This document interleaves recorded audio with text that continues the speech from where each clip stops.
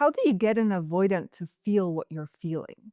How do you get them back in touch with all the warmth, excitement, and passion that used to connect the two of you? Perhaps some of you are asking yourself these questions because a person you thought was very special to you decided to break up or even cut you off. Or maybe your partner started acting disinterested or unavailable. You don't want to give up and walk away, even though it might seem like the rational thing to do. It's just that your connection felt so special, you know it's going to be hard to find something so meaningful again. You also know deep down your avoidant partner feels that burning desire for you too. You just don't know how to make him or her realize it. This dilemma was exactly how I felt after my avoidant partner, Gabriel, broke up with me. Back then, I was really hurt, but I also couldn't believe that he really meant it. Lo and behold, it turned out he didn't. We got back together. Now we're married. We're running this YouTube channel, helping you guys overcome attachment issues in your own relationship. I'm Carolina. I'm an attachment coach. And in this video, I'll help you understand what makes avoidance get back in touch with their feelings for you. I know from my own personal experience, when you're in this situation, when you're feeling abandoned, but at the same time, you can sense it's a mistake. People tend to fluctuate between two approaches. On one hand, you might feel the urge to write a loving message or a letter to your partner, to tell them everything that's in your heart, make them remember special moments you two shared, and reassure them you understand and are willing to do whatever it takes to make things work. On the other hand, you also don't want to look desperate or make them take you for granted. So you might choose to just sit back, to wait, and hope that your absence alone will make your avoidant partner miss you.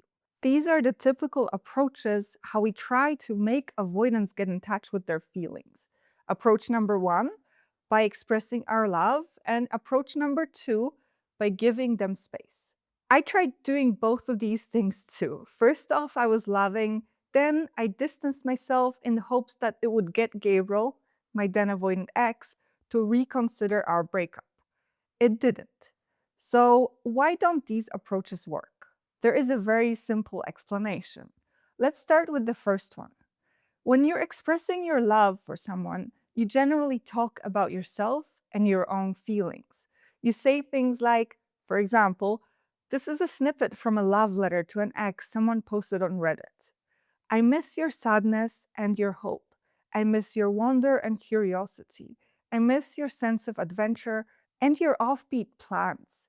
I want you to know that you meant the world to me and still do. Notice how every sentence here starts with an I.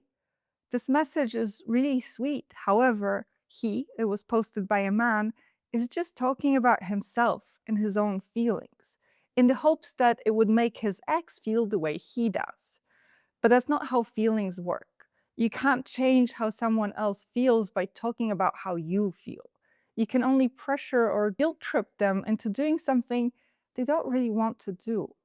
Imagine you were on a walk with your partner and suddenly the wind blew and you started feeling really, really cold. Your partner seemed unbothered. He or she was feeling hot. Meanwhile, you were shivering. Would them talking about how hot they were make you feel any less cold? Most likely not. It would only make you feel ignored. Feeling love, much like feeling hot or cold, is not something we can really control. You can't impose your feelings onto someone else.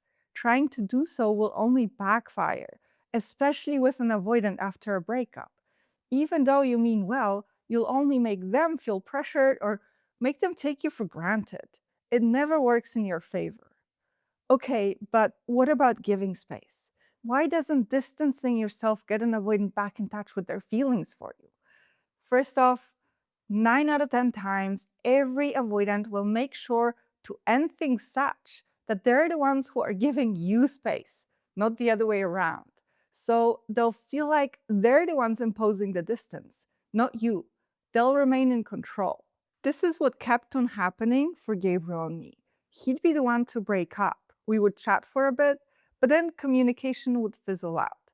I'd hope he would start worrying about losing me, but he almost never did because Even if we were talking, ultimately, he felt like the distance and the separation were his ideas. So he would miss me a bit, but the space didn't impact him all that much. Certainly not in a way that would make him question his decision. He knew he could text me anytime and I'd respond. Your avoidant partner knows this too. It's nearly impossible to win with an avoidant at the space giving game.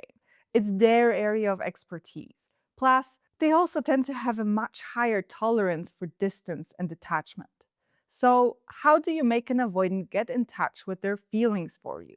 Let's rewind back to how you two got together and what made it feel special. For Gabriel and me, it was that our conversations were just so effortlessly interesting and our chemistry was very exciting. In other words, we clicked, we connected. This connection is what created our bond in the first place. It was also the key in making Gabriel get back in touch with his feelings for me. Him and I met the old school way, at a party. The first time we got back together, it was also at a party.